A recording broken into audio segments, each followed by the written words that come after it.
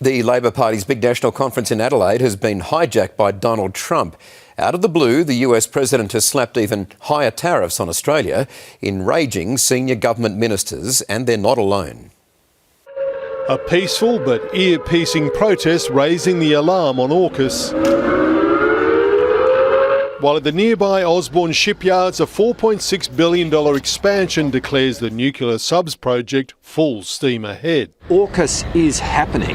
Australia's sinking more money into the deal with the UK and US on the day Donald Trump slaps Australia with new tariffs of 12.5%. The Albanese government believes that this imposition of higher tariffs on Australia is completely unjustified. One of 60 countries targeted, the Trump administration says, for accepting imports from countries abusing slave labour. Even a place like Australia, where maybe they don't have a robust law like this, they might accept goods made with forced labour from, China or Malaysia or wherever, and then our goods exported from the US have to compete with that. In the end, I think this was not about that. Government officials agree the slave labour crackdown, false justification, they say, for replacing Donald Trump's 10% Liberation Day tariffs thrown out by the Supreme Court. The legal regime that we have in Australia in respect of forced labour is amongst the best legal regimes that exist in the world today. Existing exemptions on our biggest exports to the US will remain. Sales of beef, pharmaceuticals, gold and copper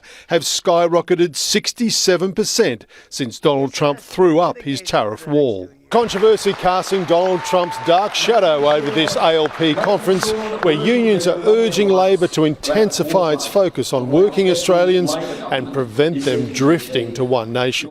ACTU Secretary Sally McManus saying in the fight between working Davids and billionaire Goliaths, Labor must back the Davids. The Davids, the Susans, the Ashes, the Newans, the Priyas, the Ahmeds of Australia. One nation she sees, of many names and faces.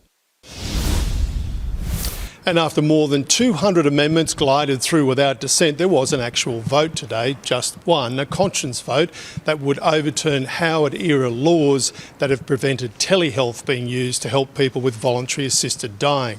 And tonight, factional heavyweights are in furious discussions to avoid a real fight on the floor tomorrow that would declare Israel's destruction of Gaza a genocide. I'm told that a compromise on that is likely to ensure this remains a conference of unusual calm and consensus.